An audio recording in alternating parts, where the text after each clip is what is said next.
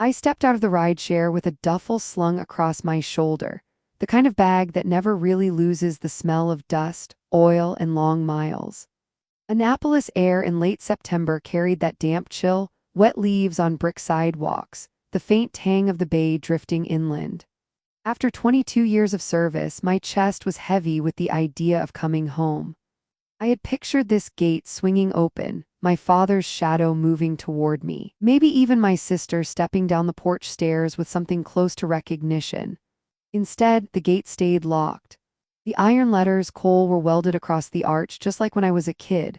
Above me, the security camera buzzed and tilted as if it recognized me but refused to open the way. I pressed the intercom. Static hissed, then silence. My throat went dry. I pressed again.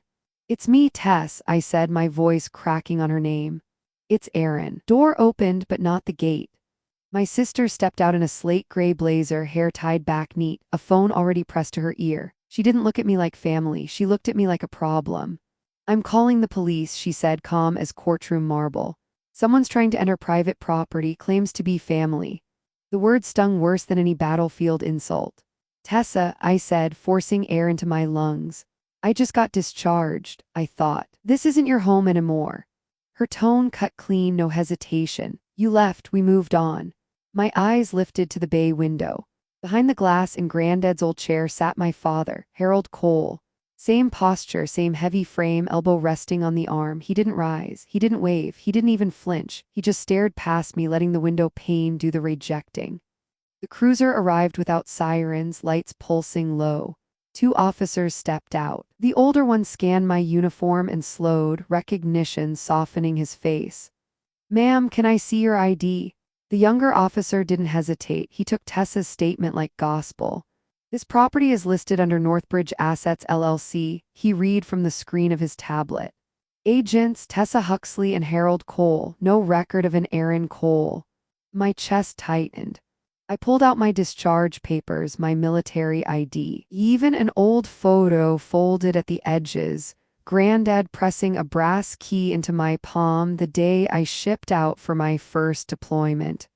But paper isn't a deed, not when someone has already laundered the ink. The older cop's tone softened, but his words didn't. "Unless you have documentation proving ownership, we'll need you to leave the premises." I'd been under fire in Iraq, watched servers melt down under cyber attacks, sat in tents while soldiers coded and didn't wake up. I didn't cry then, but I cried standing on that sidewalk because the one place that had shaped me was now erasing me. My phone buzzed. The message was short, unsigned. "You should head back to base. There's nothing here for you." The punctuation gave it away. Mom had always used periods like slammed doors. By morning, a white stake leaned into the lawn. "For sale," black letters bold against the grass. I found a diner 3 blocks away, the kind with coffee that tasted like yesterday and pie that tasted like memory. Alicia Park, my old college roommate turned real estate attorney, slid into the booth before the waitress topped off my mug. I saw the listing. She said no greeting needed. She turned her tablet toward me. Our house was there in glossy resolution, dressed up for strangers. Northbridge Assets LLC, quitclaim deed signed 3 months ago. I never signed anything. My voice was flat, military flat. Alicia zoomed in on the signature.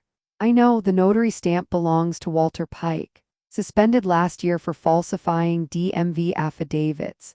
She swiped again, showing utility records. "Energy spikes in the carriage house. Sustained, could be refrigeration, no commercial permit filed." The carriage house, once filled with bikes and lawn oil, now a cold vault with secrets humming loud enough for city grids to notice. "Gavin?" I asked, though I didn't need to. Gavin Huxley, Tessa's husband, made his living in international logistics, a job description vague enough to hide anything. Alicia's mouth tightened. His name showed up on the LLC's contact list early on, scrubbed now but still there in archived records. My fingers tapped against the coffee mug. "I need inside, not just for the deed, to see what they're hiding." "Erin," Alicia warned, her lawyer's tone steady, "if they're using that property illegally." "I've stepped into worse," I cut in. "And I'm not walking away." That night I parked down the block, windshield spotted with leaves, eyes on the house. At 10:43, a man stood beneath the lamppost. Stocky build, marine haircut grown out just enough to matter. He lingered, then left. When I checked my wiper, a slip of paper was tucked beneath it. Not folded, just placed like a dare. If you're the real Aaron, alley behind the bakery. 11 p.m. Come alone. The alley smelled of old bread and rain-soaked brick. A chain-link fence cut off the carriage house lot. He stepped from the shadows. Name's Jax Morneau, he said, voice low. I fix cars, keep my head down, but I've seen the vans, black, plates swapped before they turn the corner. They unload fast. Your brother-in-law, always gloves on, never says a word. I felt the recorder in my pocket, not spy gear, just reliable tech. I slid it onto the brick ledge by a vent. What's in there? I asked.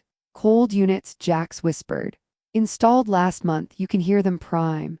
Midnight rumbled in on 2 engines, headlights off. Men moved with practiced ease, boxes sliding into the carriage house like they belonged. Then came Gavin, shoulders squared, clipboard in hand. Efficient, silent. And then a voice, low, gravelly. Sharp, if she finds out, sever the tie, no warning. My chest clenched, I'd know that voice anywhere. Harold Cole.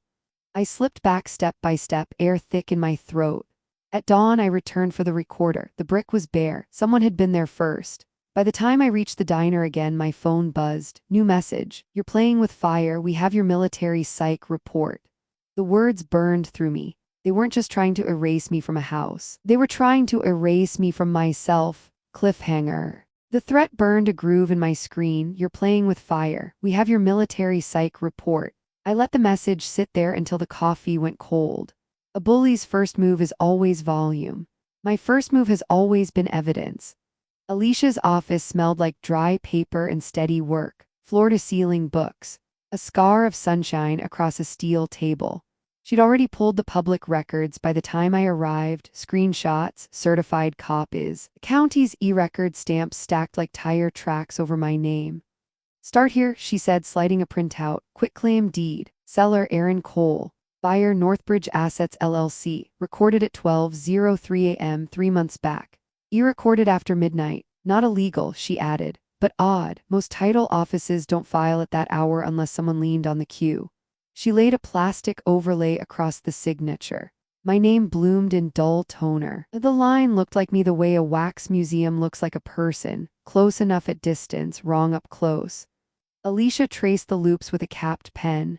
You sign the R with a hard downstroke. This one floats, and your eyes don't dot, they spear. Whoever forged this copied a scan, not your muscle memory.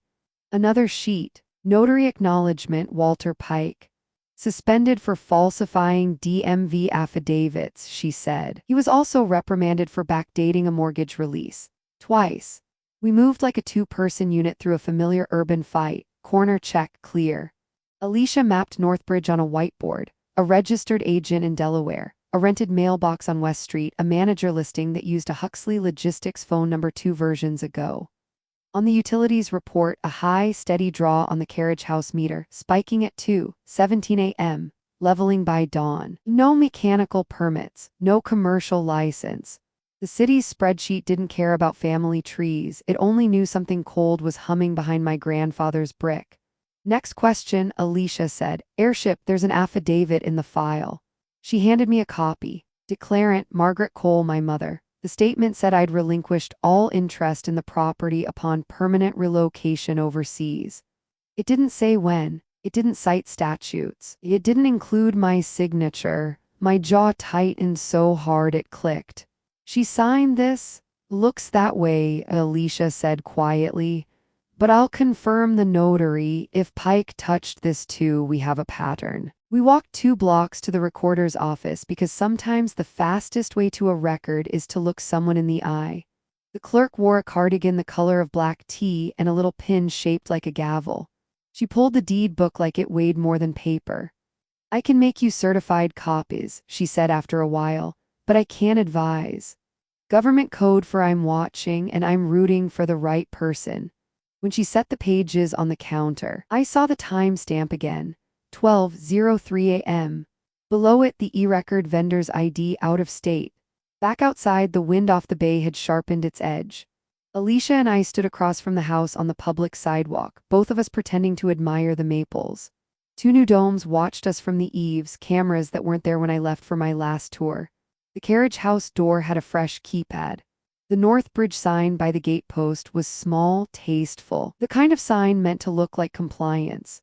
A black van ghosted past in the glass of the bay window, then again in the side mirror of a parked SUV, same van, plates tucked into a flip bracket, the change lever still jangling. Gavin upgrades security faster than he does Christmas lights, Alicia muttered. He never hung those, I said, not taking my eyes off the keypad. Dad did, every December. The ladder still lives behind the water heater. The past has a way of tapping at your helmet even when you've tightened the chin strap. I let it tap and kept scanning. At Crescent's Cafe, the barista slid 2 mugs onto a table by the window. When I lifted mine, an envelope whispered from beneath it, Manila, unsealed, no stamp. Inside, a photocopy of the deed with my signature circled in red ink and a sticky note that read, "You already signed." Under the note, a printed photo of me in uniform at a change of command, smiling at a colonel I respected and a sergeant who once pulled me out of a hard spiral in Qatar. Alicia took the photo, turned it face down, and pushed it back into the envelope. They want you to chase your anger instead of your case. My anger runs 6 miles and then showers, I said. My case keeps working. We built a list, investor grade, certified copy of Granddad's will. My historical ties, tax mail, voter reg, driver's license addresses, an affidavit of non-consent, a chain of custody packet for any digital evidence I pull later, a witness list, neighbors, contractors, anyone who saw vans at night, notary history for Pike, complaint records, Northbridge filings in Delaware and Nevada. Not today, Alicia said, tapping her watch. But this week, today you find the will. She tried a smile. Tell me you're the kind of soldier who keeps backups. I didn't bother to answer. The storage locker on Bay Ridge Road still rented by the year. I'd paid 5 years in advance before my last tour because long careers teach you 2 things. Nothing stays put. And one day you will need the box you almost threw out. The attendant slid me a clipboard.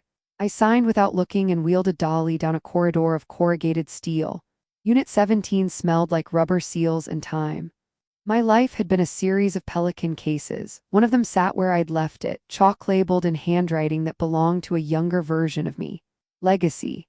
Inside, a drive-safe tube, a laminated index, 3 thumb drives and antistatic bags. And because my grandfather loved format wars, a mini DV tape in a plastic clamshell labeled Will Day. I set the Pelican on the concrete and plugged the first drive into a battery pack laptop. A directory popped, /documents/estate//video//scans/. The cursor blinked like a heartbeat. The overhead lights buzzed in the register, only electricians here. Somewhere down the corridor, a door thudded closed. I told myself that's all it was. The laptop chimed, drive mounted. I opened scans. There it was, Colwell Original 2002, PDF. The seal embossed clean, the signature strong. A notary I didn't recognize, Helen Jarrett, with a license number that looked like it belonged to a different decade. The mini DV tape went into an old camcorder I kept because my life has never met a file format it couldn't outlive. The viewfinder rolled in gray snow, then cleared to the study I grew up in. Granddad leaned on his desk, voice steady. This house goes to Erin, she's the one who won't leave it empty. The date stamp in the corner read true. The angle wobbled when my mother stepped into frame to hand him a pen. She smiled like she meant it. I sat very still, listening to the hiss of old magnetic tape, the scratch of a pen across paper that would later be called outdated, the soft knock of a memory that had never asked for permission. Something metal clicked behind me. A trunk latch or a lock settling, or the shape you see when you want to believe you're alone. The Pelican's foam cast a dark grid across my boots. My phone buzzed against the plastic. Unknown, nice drive. Keep it safe for both our sakes. I turned slowly. The corridor was empty. The far exit sign bled green onto the floor. In the reflection of the brushed steel door, a dark shape moved and then was just my own shadow. I exhaled through my nose and texted Alicia, have original, will scan and video. We'll bring both. Then I added the thing that changed the temperature of the room. Someone knows I found them. I packed the drives, the tape, the camcorder. When I lifted the Pelican, a corner of gaffer tape peeled back. Someone had tugged at it recently, the dust line didn't match. I pressed it flat, locked the latches, and rolled out into the afternoon like nothing had shifted but everything had. Back in the car, the bay light had turned chrome. On the dashboard sat a second envelope I hadn't left there. Same manila, same cheap tape. Inside, a photocopy of the affidavit of heirship with my mother's name and a sticky note in a tidy, unfamiliar hand. Practicality isn't betrayal, it's survival. I closed my eyes until the heat behind them drained. Survival had kept me alive in places my family would never understand. Practicality had just become their favorite word for theft. I started the engine. The radio kicked on to static, and then to a late-day news voice talking about a supply chain task force and a logistics firm under review. Huxley was not a rare name. It only felt like a warning when you were already listening for one. My phone buzzed again. Same number. "We're not your enemy, Colonel. Don't make us be." It read like diplomacy and smelled like a threat. I set the Pelican on the passenger seat and pulled into traffic with the steadiness you use when a convoy has to cross a narrow bridge. Eyes forward, mirrors alive, hands quiet. Cliffhanger. In the rear view, a dark sedan eased from a side street and settled 3 car lengths back. No turn signal, no hurry. Just there like the e-record stamp at 12:03 a.m., like the hum in the carriage house, like a story that thought it could rewrite itself and not be caught. The dark sedan kept its polite 3-car distance all the way back to the cheap motel I'd rented by the week. No logo on the windshield, no rental sticker in the corner, just tinted glass and patience. I pulled under the buzzing neon vacancy sign and let the headlights sweep across the lot. When I cut my engine, theirs cut too. I didn't walk straight to my room. Old habits. I circled the building once, listening to gravel under my boots, feeling the air shift in my chest. By the time I reached the far stairwell, the sedan had rolled on, slow, deliberate, like a reminder we see you. Inside, the room smelled like bleach trying too hard to erase smoke. I set the Pelican case on the desk and opened my laptop. The scan of Granddad's will glowed in the dim light, the embossed seal catching pixel by pixel. I replayed the mini DV footage until my eyes blurred. The moment my mother handed him the pen, the smile that seemed honest. I wanted to freeze frame it, ask that version of her why she later signed me away. The phone buzzed, unknown number again. One line, "If you really want proof, meet at Harbor Alley. Midnight, come alone." It smelled like a trap. It also smelled like opportunity. Harbor Alley was 3 blocks from the water, tucked between a bakery that hadn't baked in a decade and a warehouse that smelled of brine and mildew. I slipped into black jeans and a jacket, pinned a body cam under the collar, and kept a recorder live in my pocket. The Alice sodium light buzzed weakly, throwing long shadows. That's where I saw him leaning against a dented Ford, arms folded like he'd been waiting hours. Mid-40s, square jaw roughened by weather, a marine haircut softened by time. "Name's Jax Morneau," he said, voice low but direct. "Fix brakes at Thompson's garage. Keep my head down. But I know who you are." "Do you?" I asked. My hand stayed near my pocket. "You're Aaron Cole, you served. They said you came back unstable, couldn't handle the war. That's what Tessa told folks." His eyes narrowed. "But I've watched your sister's husband, watched him bring men into that carriage house after midnight. Black vans, plates flip before they pull up, crates unloaded fast, no chatter, no wasted motion." "Crates of what?" Jax shook his head. "Never saw the contents, but the units hum cold. Big refrigeration rigs, draws power like a supermarket, and Gavin always wears gloves, won't make eye contact with neighbors." The air thickened. Not just with night, but with the weight of confirmation.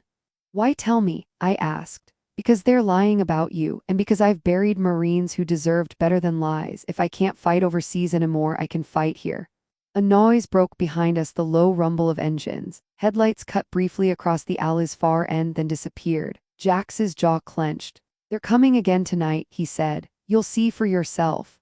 We crouched behind a rusted dumpster. The alley stinks sharp in my nose. Midnight struck. Right on cue, 2 black vans rolled in without headlights.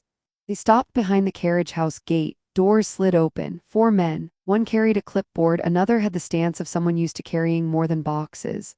Then Gavin stepped out. Relaxed, confident, like he was clocking into his second job. He pointed toward the carriage house door, and the men moved with military efficiency. Box handoff inside. Repeat. I slid my recorder closer to the cracked vent, its mic angled at the open doorway. The voices inside were muffled, but one line sliced through. If she finds out, sever the tie, no warning. The voice was gravel, deliberate, and devastatingly familiar. My father. The words froze me harder than any combat zone chill.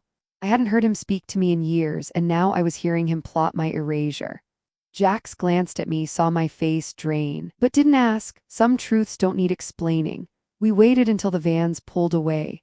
I collected the recorder with hands that shook more than I wanted to admit. Back in my car, I replayed the audio. Fuzzy, distorted, but his cadence was there. I'd bet my last ribbon on it. I barely slept. Each time I closed my eyes, I heard his words again, sever the tie, no warning. At dawn, I returned to the alley. The recorder I'd left as backup was gone. Someone had found it, which meant someone knew I was watching. My phone buzzed before I even reached the car. New message, you've lit up the radar. Time to choose which side you're on. No signature, no context, just certainty that I wasn't invisible anymore. I drove to a diner off Route 50, slid into a booth, and forced coffee down while my stomach churned. The TV above the counter hummed with morning news. Logistics firms under federal review. Whispers of contracting fraud, a name I thought I heard but prayed I hadn't, Huxley. My thoughts spun between the footage, the will, the forged deed, and my father's voice. Betrayal was one thing, conspiracy was another. Now I had both, and the clock was running. The waitress set down a plate I hadn't ordered. Beneath the toast, folded once, was a piece of paper. They've already accessed your military psych file. Next comes your clearance record. Meet me at the shipyard tonight if you want the truth before they burn it all. My gut tightened. Whoever they were. They knew the weapons to use. Not bullets, not bombs, paperwork. Enough paper cuts and you bleed out the same. I pocketed the note and looked around. Just regular folks eating eggs and hash browns. None of them stared too long, which made me more uneasy because the real watchers never do. Cliffhanger. Outside, across the street, the dark sedan had returned. Only this time the passenger window was down. A camera lens pointed directly at me. The sedan's lens haunted me long after it pulled away. I'd been shadowed before, Baghdad, Kabul, half-lit alleys where the wrong glance could decide your pulse. But being stalked outside a diner in Maryland was different. Overseas, you expect the threat. Home is supposed to be sanctuary. I didn't go back to the motel, too obvious. Instead, I drove toward the outskirts, past strip malls still glowing from last night, until I reached a warehouse-turned-coworking space. A friend owed me a favor. Nova Pierce, infosic contractor, black hoodie even in July, a mind sharp enough to slice steel. She was waiting with 2 laptops open and a third warming up, fingers already moving like a pianist mid-concert. You look like hell, she said without looking up. Been earning it, I answered, dropping the Pelican on her table. I need confirmation. Forgery, metadata trails, account routing, all of it. Nova tapped a key, pulling up a mirror of the county recorder's portal. Already ahead of you, that quitclaim deed? She zoomed in on the PDF header. Filed through an e-recording vendor in Nevada. Problem, the IP trail doesn't end there. The submission leaked a DNS request. Guess where it resolved? Her fingers flew. A map popped on the screen, zooming from Nevada to Virginia to a residential block 6 miles from my parents' house. The IP registered to a network billed under Tessa Huxley. They forged the deed, I said flatly. They forged it on your sister's home Wi-Fi, Nova confirmed. Amateurs think a VPN makes them untouchable. They forget about DNS leaks. I clenched my jaw, every instinct wanted to storm the gate and shove the evidence in Tessa's face. But training whispered otherwise. Build the case, stack the chain of custody, move methodically. Nova slid another window across. And that's not the only trail. Remember Mariner Solutions? The contractor that bid on DoD radio parts back in 2016? They submitted falsified compliance reports. Case sealed after someone pulled strings. Guess whose name appears as consultant logistics? My stomach tightened. Gavin. Bingo. Nova leaned back, sipping coffee like she hadn't just dropped a bomb. Northbridge Assets routes funds to Shell LLCs in Nevada, then to Mariner. And deposits keep landing in Tessa's personal account. Over $500,000 in the last 18 months. I stared at the numbers. The betrayal was no longer abstract. It had bank statements. What about utilities? I asked. Nova grinned, pulled city data. The carriage house pulls power like a data center, refrigeration or server racks, either way not legal. I exhaled slowly. We need to lock this. Nova handed me a thumb drive. Encrypted packet, time-stamped. I'll swear chain of custody if this goes federal. That afternoon, Alicia filed the injunction at the county land office. We walked in together, heels clicking against marble, my uniform drawing stares. The clerk blinked at the stack of evidence Alicia slid across, signature overlays, suspension records for the notary energy usage reports. This is compelling, the clerk admitted. We'll place a temporary freeze on all transfers for Parcel 14B pending investigation. The stamp landed hard, ink bled into permanence. When we drove to the house to serve notice, my heart thudded like deployment day adrenaline. We didn't lurk this time. We pulled into the driveway. Tessa opened the door with a politician's smile that froze when she saw Alicia's envelope. You can't be serious, she hissed. Alicia's voice was steel. Effective immediately, any transfer, lease, or modification of this property is suspended. Gavin stepped into the frame, casual as if he'd been expecting us. You really want to fight this, Aaron? His eyes glittered, voice low. You don't know who you're up against. I held his stare. I spent 20 years unmasking threats who thought they were untouchable. You're just another file waiting to be opened. For a heartbeat, his smirk faltered. Then it was back, but I saw the flicker of fear. We turned and left, the slam of the door behind us louder than thunder. That night, I worked from Nova's office again. Screens glowed, documents layered across the table like battle plans. My pulse steadied. I wasn't reacting anymore, I was building. We organized the evidence into categories. Forgery, quitclaim deed metadata, forged signature analysis, suspended notary record. Financial trails, wire transfers from Northbridge to Nevada Shells, then to Mariner Solutions, ending in Tessa's account. Utility records, carriage house energy spikes consistent with industrial refrigeration. Audio evidence, my father's voice from the recorder, sever the tie. Historical proof, Granddad's will. Notarized video footage, matching seals. It wasn't just a house anymore. It was conspiracy, layered and deliberate. At 11:12 p.m. my laptop pinged. Unauthorized login attempt. Then another. Nova cursed. They're scanning your inbox, she said, trying to scrub their trail. The monitor flashed red warnings. I pulled the Ethernet cable. Nova pulled logs. They're inside already. Access point registered to Fairfax commercial building near the docks. My phone buzzed, unknown number. You've crossed a line, walk away or your service record burns next. I stared at the words, thumb hovering over delete, then let the message sit. I wanted every breadcrumb. Nova looked at me. They know you're building the chain. Good, I said, voice steady. That means they're afraid. At dawn, Alicia called. Her tone was clipped. We got confirmation. The federal prosecutor's office wants to review. It was happening faster than I thought, but not fast enough, because as I pulled into the lot, an envelope was already waiting on my windshield. Plain manila. Inside, a single photocopy of my military psych evaluation. The sections highlighted in neon yellow. Prone to hypervigilance, difficulty adjusting post-deployment, recommend ongoing monitoring. At the bottom, a handwritten note, this makes you unreliable in court. My hands shook not with fear but with rage. They thought paperwork would silence me. They forgot who taught me to weaponize evidence. I snapped a photo, sent it to Alicia and Nova. Then I strapped my duffel closed. If they wanted a war of documents, they'd picked the wrong soldier. Cliffhanger, that night I drove past the house one more time. The lights were on in the carriage house. Shadows moved behind the frosted glass, and in the driveway sat a black SUV idling with its headlights off. When I slowed, the rear window rolled down. My father's silhouette was there, cigarette ember glowing like a fuse. He didn't wave, he just watched. The SUV with my father's silhouette lingered in the driveway until I pulled away. His cigarette ember glowed like a warning flare. He didn't wave, didn't blink, didn't open the door, just watched. That kind of silence is louder than shouting. I drove aimlessly that night, through streets I'd known as a child, boarded up shops, new condos rising, the same old sycamores shedding bark against the gutters. Everything looked familiar and foreign at once. Home had become a battlefield. By morning, Alicia called. Her voice was clipped but steady. The injunction is active, but they'll try to move anyway. You need to be ready. Ready, I echoed, my knuckles tightened around the steering wheel. Always. At the county courthouse, the marble floors echoed like a drumbeat. Alicia walked beside me in her sharp navy suit, files tucked under one arm like a shield.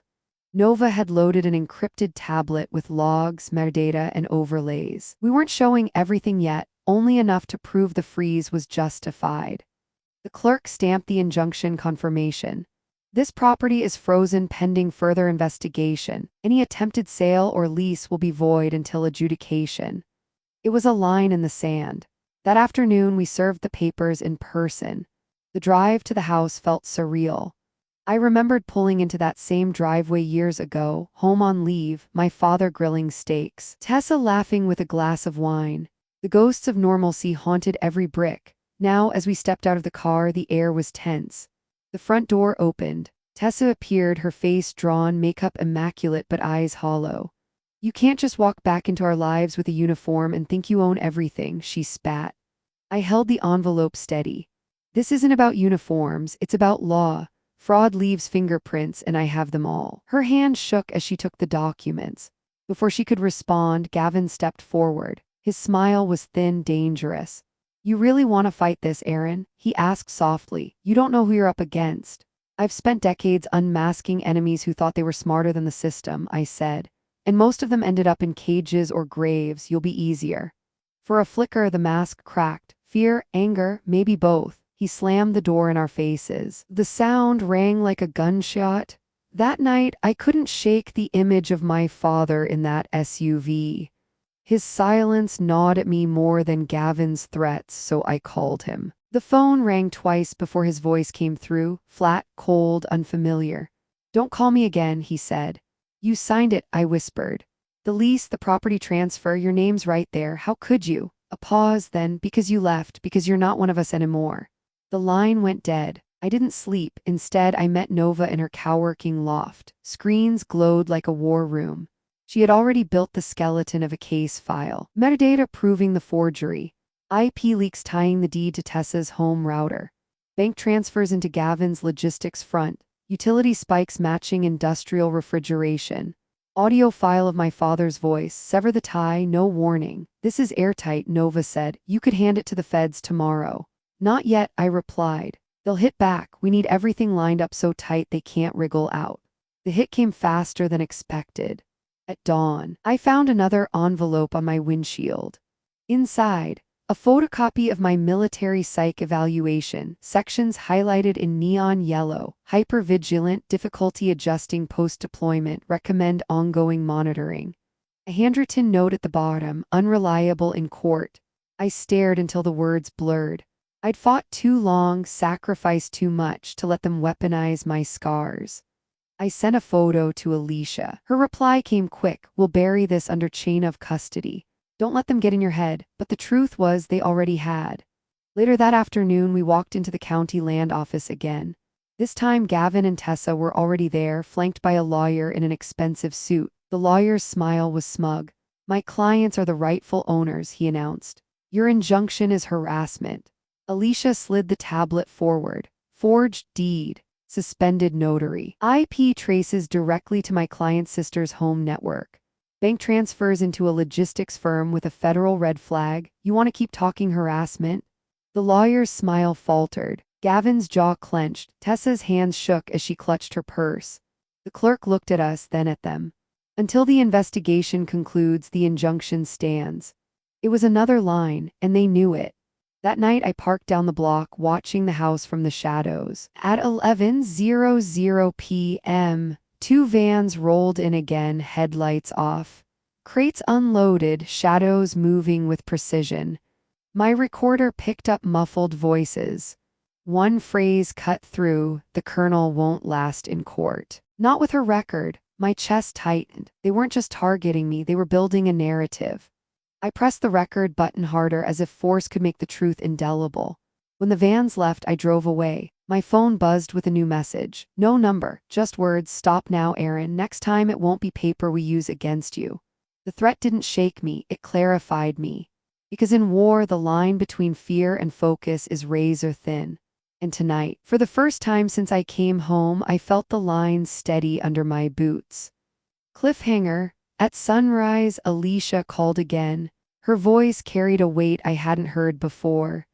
The federal prosecutor's office wants to meet you in person, tomorrow. The line was set. The next battle wouldn't be in alleys or driveways. It would be in federal court. The summons from the U.S. Attorney's Office didn't scare me. What shook me was how calm I felt reading it. After weeks of shadow games, fake deeds, black vans, forged signatures, this was the first time the battlefield shifted to ground I understood. Official, federal, undeniable. But before that meeting came something I couldn't avoid. My father. I found him in a parking lot behind a strip mall, where the old barber shop still smelled like talc and bay rum. His navy sedan sat crooked in the corner. He stood outside, wool coat buttoned to the neck, tie slightly off-center. A cigarette smoldered between his fingers. He didn't greet me, didn't hug me, didn't even look at me straight. "You've changed," he said flatly, smoke curling. "Not for the better." The words cut sharper than any blade. "You forged my name," I answered. "You signed off on transfers you knew were lies. You watched them erase me." His jaw worked. Circumstances changed. Enough to justify forgery. I stepped closer, eyes locked on him. Enough to hide money through shell companies and drag your daughter's name through federal mud. He shifted uncomfortably but held his ground. "We were protecting the family. You jeopardize everything we've built." I almost laughed. "You call laundering money through Gavin's logistics empire family?" His silence told me everything. I pulled out the recorder from my pocket. "I have audio, your voice. Sever the tie, no warning. That's conspiracy, Dad." For the first time, he looked at me directly. His eyes were colder than I remember. "But I did," I snapped. "And I'll play it for the federal prosecutor tomorrow." He dropped the cigarette, ground it out with his shoe. "You're not one of us anymore, Aaron. You gave that up when you left." I swallowed the sting. "No, you gave me up when you chose fraud over family." Later, in Nova's office, I let the words sink in. Family had become a verb in past tense. Something we used to be. Nova typed furiously, piecing together our evidence for the meeting. "Your father's involvement makes this conspiracy airtight," she said. "Witness testimony plus his signature on lease approvals. The feds will salivate." "I don't want salivation," I muttered. "I want justice." That night, I parked down the block from the house again. The porch light flickered like a faulty heartbeat. Inside, shadows moved, Tessa pacing with her phone pressed to her ear, Gavin slouched on the couch like a man who owned the world. Through the window, I saw my father again, sitting rigid, jaw tight, ignoring me. It wasn't the posture of a patriarch. It was the posture of a man cornered.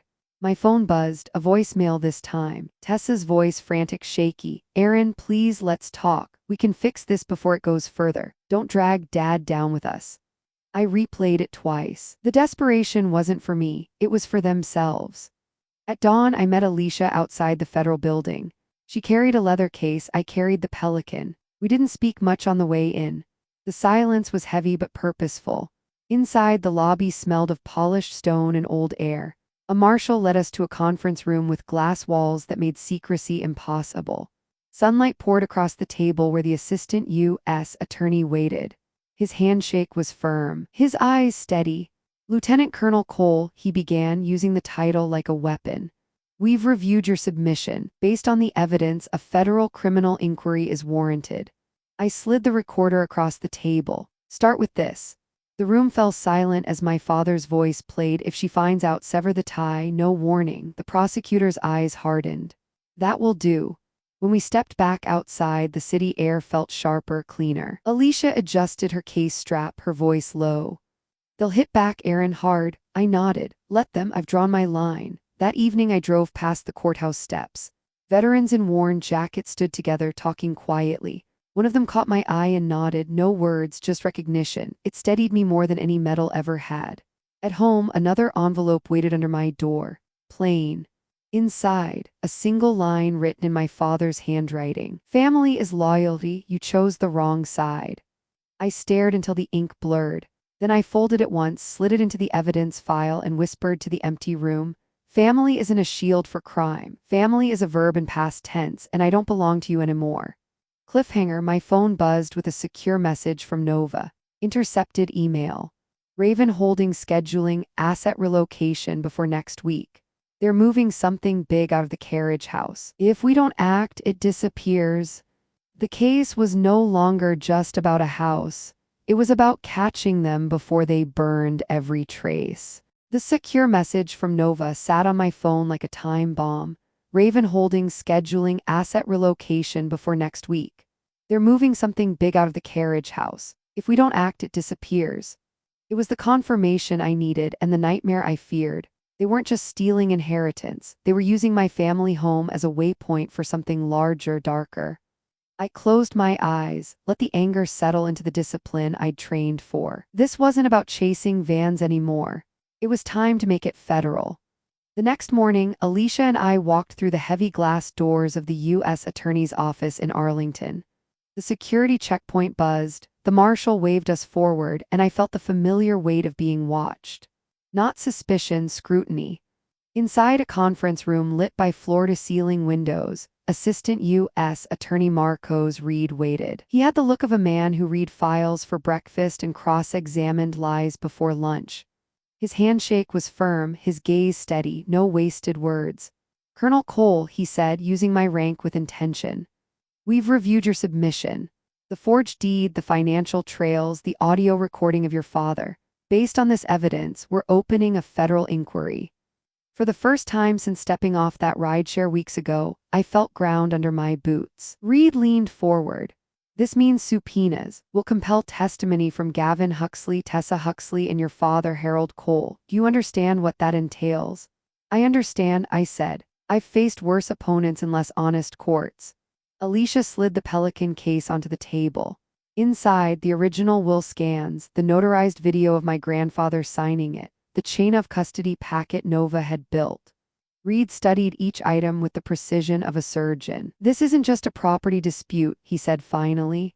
"This is conspiracy, fraud, potential racketeering. We'll treat it as such." By noon, U.S. Marshals had their orders. We watched from across the atrium of a downtown nonprofit office where Tessa worked. She breezed in with her usual too bright smile, heels tapping like applause. It lasted 30 seconds. A marshal stepped forward, envelope in hand. "Mrs. Huxley, you are being summoned under federal subpoena for alleged participation in conspiracy and fraud." Her face drained of color. Around her, the receptionist gasped. Phones froze in mid-scroll. For a moment, Tessa looked straight through the glass wall. I thought she saw me, but she didn't. I was behind mirrored glass, watching her empire of pretense collapse one page at a time. That evening, Nova looped me into a secure call. Her face was half-lit by the glow of 3 monitors, hair pulled back messily, voice calm but edged. "I ran deeper checks on Raven Holdings," she said. "Guess what? Same shell network Gavin used is flagged in an old counterintelligence probe. Dark money laundering sealed case. Someone high up buried it." The past reached forward, clawing at the present. "What about the relocation?" I asked. "They're moving crates within 72 hours. We don't know where, but the utilities drop-off suggests refrigeration units are shutting down, meaning whatever was being stored in my carriage house was about to vanish." I parked near the house that night, keeping low behind a rusted pickup. The air was thick with late September humidity, street lamps buzzing with moths. At 11:00 p.m., the black SUV arrived again. My father stepped out this time, not hiding behind glass. His shoulders sagged, but his jaw stayed locked. He didn't look at me. He looked at the carriage house, as if the structure itself carried the weight of all our secrets. For a moment, I wanted him to turn to see me, to say something that wasn't strategy or betrayal. He didn't. He lit another cigarette, smoke curling into the night, and disappeared inside. The following day, Alicia met me in her office. The blinds were half drawn, sunlight cutting her desk into stripes. She slid a fresh folder across to me. "Temporary injunction was just the start. Now that Reed is involved, we have probable cause for a freeze order on all related assets, bank accounts, Shell LLCs, even Gavin's logistics company." I flipped through the documents. Numbers, routing codes, names. Each line was a nail in their coffin. "They're going to fight back," I said. "They already are," she replied, handing me another envelope. Inside was a cease and desist letter, Raven Holdings letterhead stamped at the top. It was thin, flimsy, a paper sword. "They think intimidation works," Alicia said. I folded the letter once, slipped it into the evidence pile. They don't know me very well. That night, Nova pinged me again, intercepted email. Raven Holdings internal, clean house before the 16th. Lockdown CLA accounts, Huxley's compromised. I read it twice, then a third time. They knew. They were already trying to erase the trail. The clock was ticking. Cliffhanger. As I left Alicia's office, I spotted a black sedan idling across the street. Same tinted windows, same patient hum. But this time the passenger window rolled down. The man inside lifted his phone, snapped a photo of me, and drove off without headlights. It wasn't just surveillance anymore. It was a message: we see you, and we're coming closer. The black sedan's camera flash lingered in my mind long after it sped away. Surveillance had crossed the line into intimidation. But intimidation only works if you let it. I'd been under fire in Kandahar, watched servers fry in Bahrain, sat through interrogations that lasted longer than most marriages. A camera lens on a quiet street, that was noise. The real weapon was evidence. And I still had one card left to play. The drive I had buried years ago, a digital ghost. The storage locker on Bay Ridge Road greeted me with its usual silence. Rows of corrugated steel doors whispering of secrets people couldn't part with. I rolled the Pelican case to Unit 17 and clicked the latch. Inside sat the legacy case, marked in chalk like a warning to my future self. I pulled the foam aside. There it was, a battered external drive, black casing chipped at the corners, label half peeled but still legible, archived 2008. Back at Nova's office, we treated it like unexploded ordnance. She slid on nitrile gloves, connected the drive to a right blocker, and waited for the system to recognize it. The old machine wheezed, then mounted the directory. Bingo, Nova muttered. You kept everything. The screen filled with folders, /contracts, /emails, /vendors, /Hailf Emily. My pulse thudded. She clicked through /Hailf Emily. Inside were PDFs of contracts, scanned receipts, even grainy surveillance stills. But one file stood out: Hale Will Original 2002, MP4. We hit play. The footage was grainy but clear. My grandfather sat at his oak desk, pen in hand, voice steady. This house goes to Erin. She's the one who won't leave it empty. The document lay on the desk, signed, notarized, unaltered. My mother's face flickered in the frame, smiling as she handed him the pen. Nova whistled softly. That's your hammer. I nodded. Throat tight, time to swing. We dug deeper. Nova pulled metadata from the files, linking forged contracts to Raven Holdings' network. They reused defense procurement documents, she explained, scrolling through a PDF of drone parts requisitions. Altered serials, repurposed invoices, ran payments through dummy vendors. Classic laundering scheme. And then we found it. A procurement agreement listing Gavin as the logistics officer of record, with my father's signature approving land use. Cross-referenced with Mariner Solutions' old bid, the same company flagged in a counterintel probe. It was all there. Fraud, conspiracy, family complicity. As we cataloged the files, Nova's screen pinged. A new email. She read it aloud. If Naomi opens her mouth, we don't just lose assets. We lose our freedom. Move fast before the hearing date changes. She looked up, eyes sharp. Someone leaked this to us from inside. Which means panic, I said, and panic leaves trails.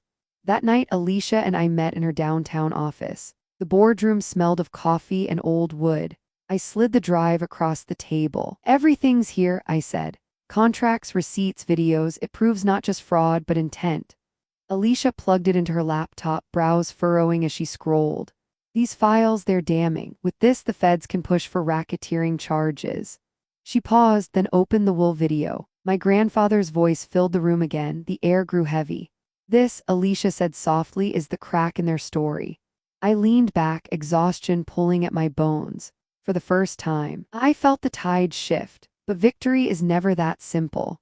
When I returned to my motel, the door was ajar. My pulse spiked.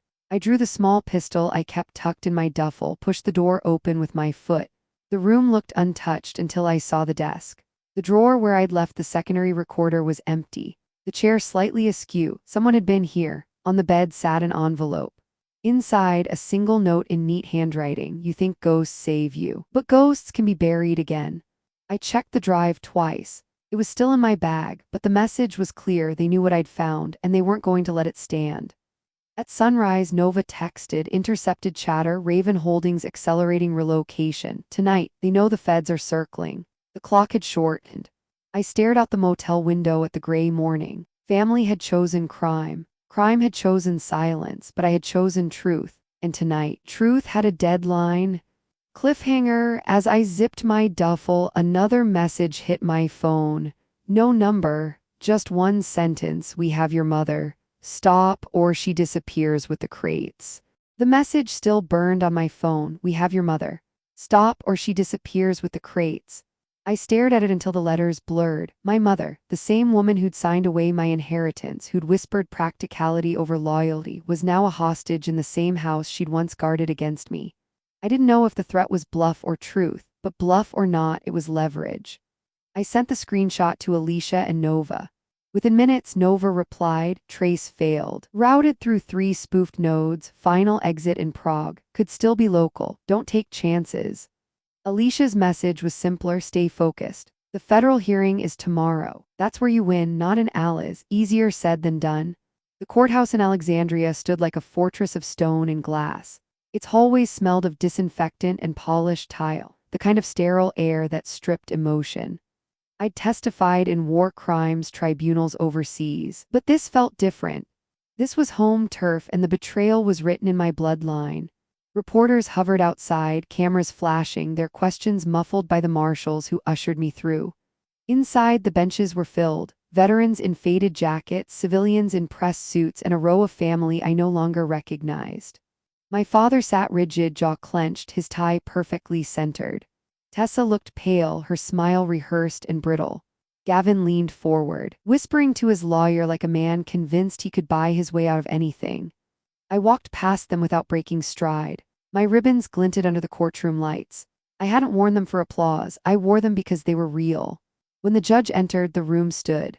My oath came next, right hand raised, throat dry. I swore to tell the truth, the whole truth, nothing but. I had lived by oaths my entire adult life. This one felt heavier. The prosecutor, Reed, started slow. Colonel Cole, please describe what was done to your property. I spoke clearly, my voice steady. They forged my signature on a deed transferring my grandfather's house. They altered bank records. They funneled money through shell corporations. They used my military discharge credentials to access federal contracts they had no right to. Exhibits appeared on the screen. The forged deed, overlays of my true signature, the notary's suspension record. Then the video of my grandfather. His voice filled the room. This house goes to Erin. She's the one who won't leave it empty. Gasps rippled across the benches. My mother sat stone still in the second row, eyes red, hands folded tight. Reed played the audio clip next. My father's voice echoed, if she finds out, sever the tie, no warning. The silence that followed was absolute. The defense scrambled. Gavin's lawyer objected, claiming the surveillance was inadmissible. Alicia stood, her declaration crisp, chain of custody verified, time-stamped, untampered. The judge overruled the objection. Tessa's lawyer tried another angle. My client believed the property was abandoned. This was a misunderstanding among siblings. I leaned into the microphone. Misunderstanding doesn't involve falsified signatures, offshore accounts, and threats to erase me. That's conspiracy. The veterans in the back row shifted, some shaking their heads, others nodded slowly. Their silent support filled the room more than any applause could. Then came the hardest moment. Reed turned toward my father. Mr. Cole, can you explain why your signature appears on lease agreements tied to Raven Holdings? My father stared at the floor, then at me. For a flicker, I saw something, shame, anger, maybe fear. But when he spoke, his voice was cold. I did what I thought was best for the family. Reed pressed. Even if that meant defrauding your own daughter. My father's silence was louder than any answer. The cross-examinations dragged on.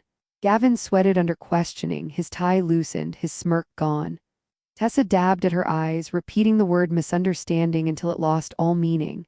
But the truth was out, the forged documents, the financial trail, the ghost drive with its digital scars, the will immortalized on tape.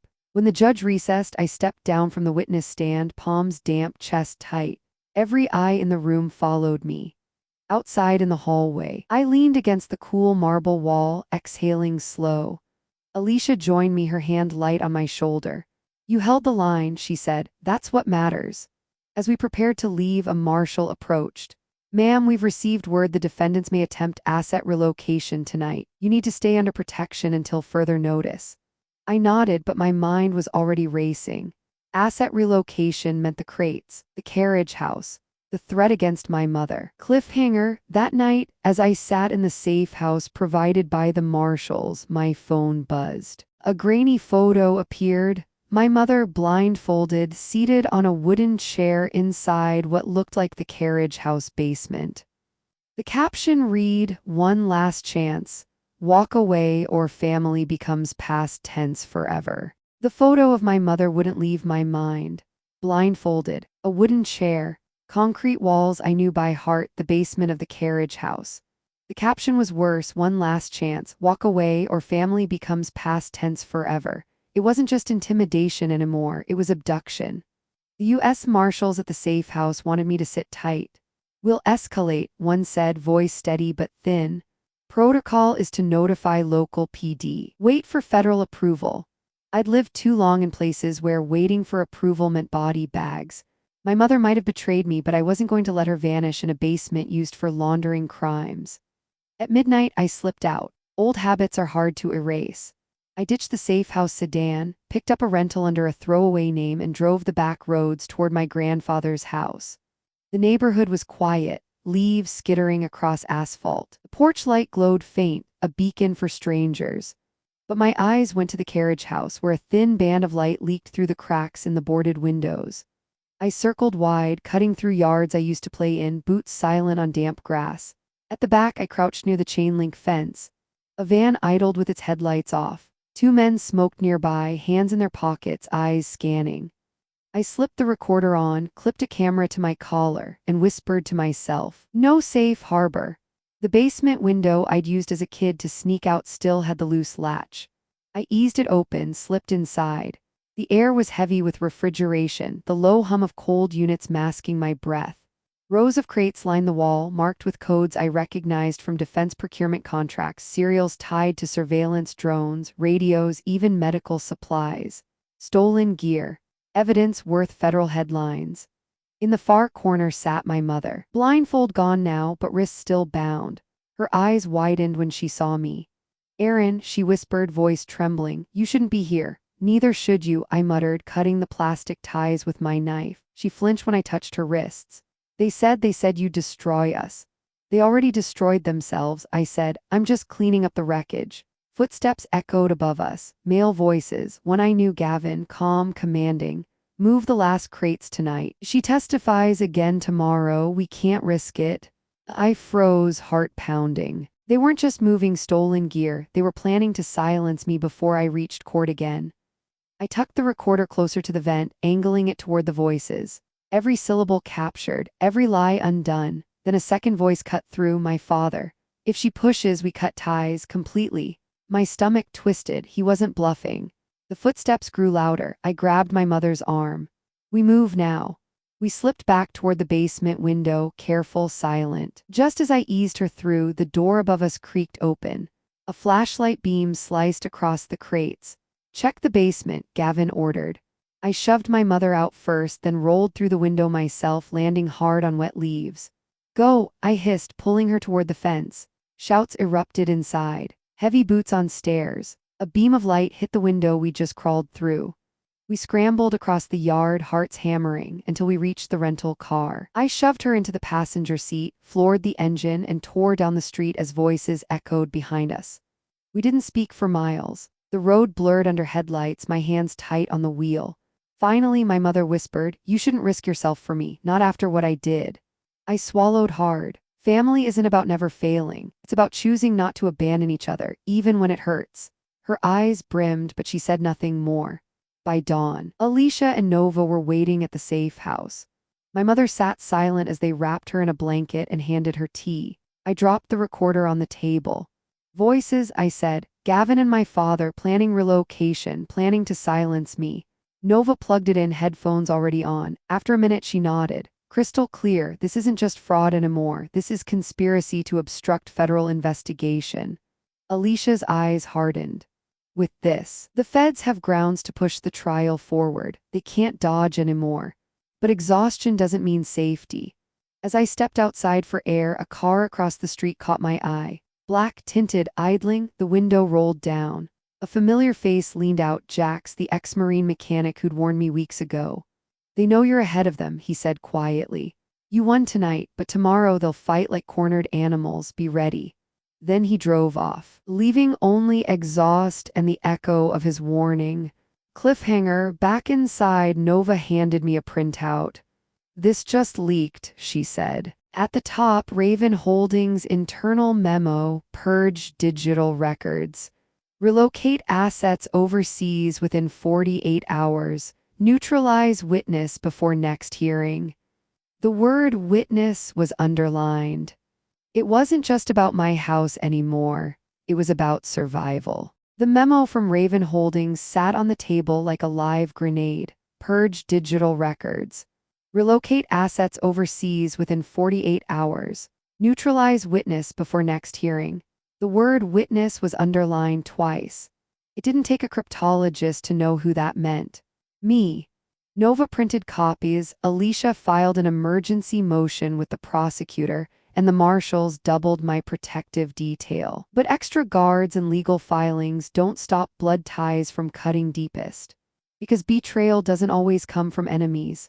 Sometimes it comes from the people who once tucked you into bed. 2 days later, I entered the courthouse again. The air inside felt thin like altitude, too many eyes, too much expectation. Veterans filled the back benches, reporters whispered in corners, and on the other side of the aisle sat my family. Tessa wore a cream blazer, but the polish had cracked, her hands trembled each time she reached for a glass of water. Gavin's jaw was clenched so tight I wondered if his teeth would break. My father Harold looked smaller than I remembered, not aged, diminished.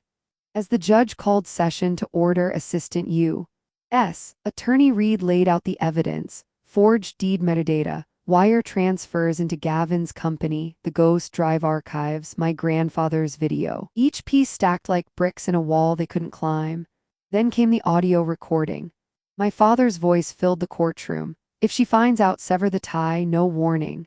The silence that followed pressed down like a weight. When it was my turn, I raised my hand for the oath again. My chest tightened, but my voice stayed steady. They erased me from the will, they erased me from the deed, but they didn't erase the truth, and I will not be silent. The judge nodded. Proceed. Reed asked the questions. I answered with precision, the forged signature, the falsified affidavits, the crates in the carriage house, the threats. I detailed every scar of paperwork and betrayal. For once, I didn't just sound like a soldier. I sounded like a witness. Then the defense made their play. Tessa's lawyer stood, voice slick with practiced charm. Your Honor, we have new evidence regarding Colonel Cole's credibility.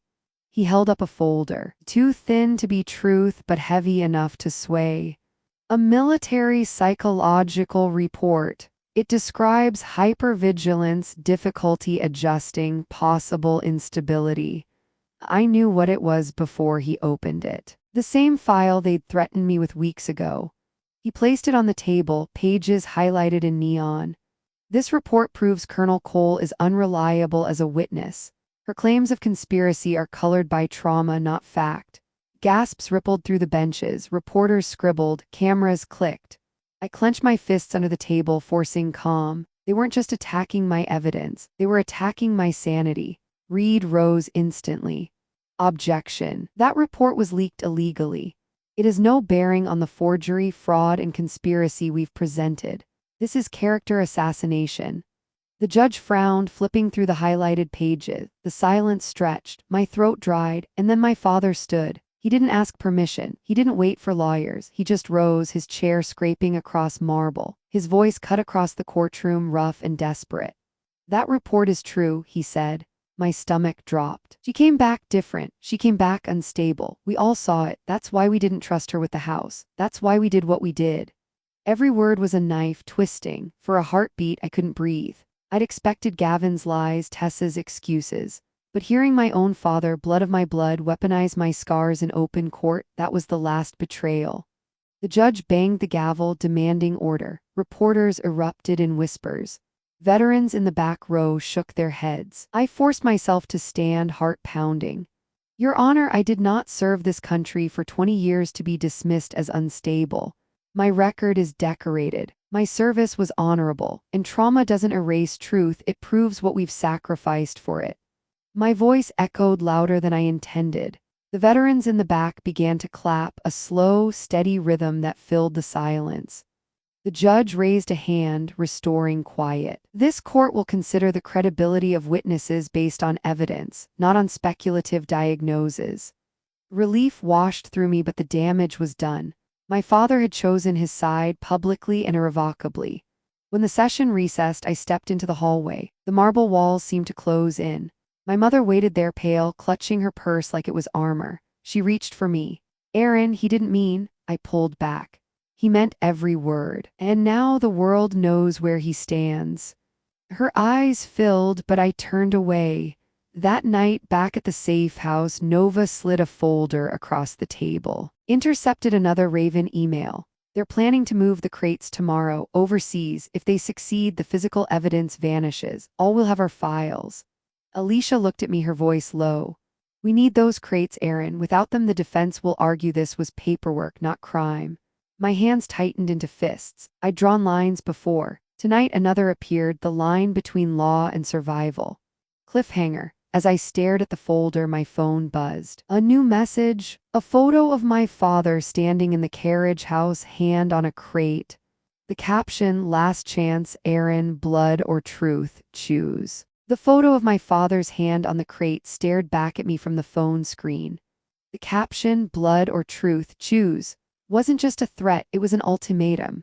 For a moment, I felt the same hollow weight I'd carried in desert outposts, the knowledge that family could be the first casualty of war. Only this time, the battlefield wasn't Kabul or Bahrain. It was the courthouse in Alexandria. The next morning, the trial resumed. Marshals ringed the perimeter. The gallery brimming with veterans, reporters, and neighbors who once waved from porches now splintered by scandal. I walked in with Alicia and Nova flanking me. The ghost drive evidence sat in Alicia's briefcase. The audio recordings, notarized videos, and bank trails lined our table like ammunition. Across the aisle, Gavin smirked, Tessa dabbed at her eyes, and my father sat stone-faced, eyes forward as if I were already a ghost. The judge entered. The gavel struck. The air grew thinner. Assistant U.S. Attorney Reed began the closing argument. This case is not about a family squabble. It is about deliberate fraud, forgery, and conspiracy to exploit federal systems. The defendants erased their own daughter, Colonel Erin Cole, from legal records in order to launder money through stolen government contracts. That is not family conflict. That is federal crime. Each exhibit flickered on the screen. The forged deed metadata, the Raven Holdings transfers, the energy spikes from the carriage house, the ghost drives procurement files. Then came the will video. My grandfather's voice filled the courtroom. This house goes to Erin. She's the one who won't leave it empty. Gasps rippled again. My throat tightened, but I didn't look away. The defense tried one last time. Gavin's lawyer leaned on the psych report. Colonel Cole is unstable, hypervigilant, traumatized. Her claims cannot be trusted. Reed countered instantly. Trauma doesn't erase truth, it proves the cost of service. And the evidence, documents, recordings, financial trails stands independent of her scars. The judge nodded. Proceed. When it was my turn, I stood slowly. My voice carried further than I expected. I wore this uniform because I believed in something larger than myself. I didn't serve to come home and be erased by my own family. They called me unstable. They called me irrelevant.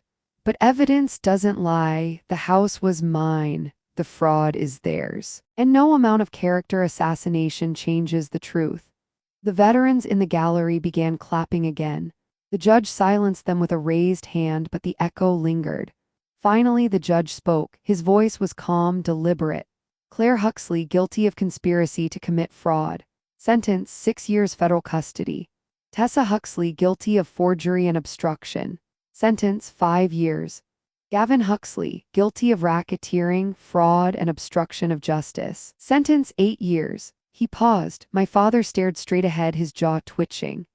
Harold Cole, guilty of conspiracy and fraud, sentenced 10 years, no parole. The gavel struck, the sound was final, absolute. The courtroom exhaled, reporters scrambled for headlines, veterans nodded, some wiping tears. I didn't smile, I didn't cry, I simply stood taller. My father glanced at me once as marshals led him away. His eyes held no apology, no plea, only a shadow of the man who once carried me on his shoulders. Then he turned, shackles clinking, and was gone.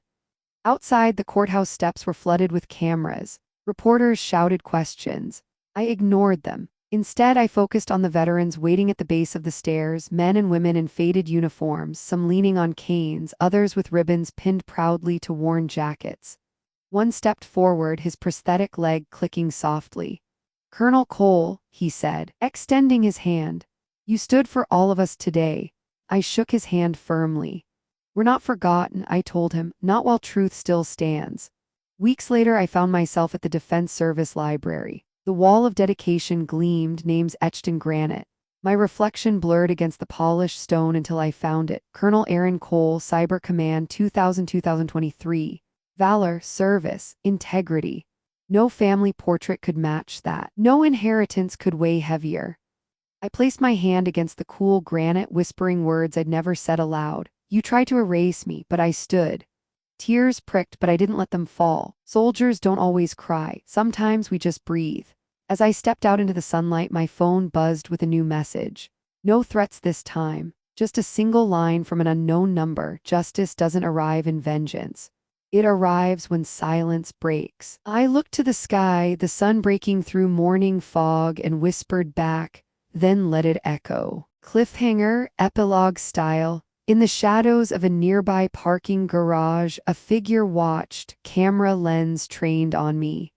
Raven Holdings had fallen, but shadows don't vanish overnight. The war for truth was won, but the fight for what comes next had only begun. And that's where the shadows finally lifted. Aaron Cole stood, not just as a soldier, but as a survivor who refused to be erased. If this story struck a chord with you, don't forget to hit that like button, subscribe for more powerful stories of courage and betrayal, and drop a comment below. Tell us what you would have done in Aaron's place. And most importantly, tap the bell icon so you won't miss the next story. Because some battles are fought on the front lines, and others are fought at home. Either way, the fight for truth never ends.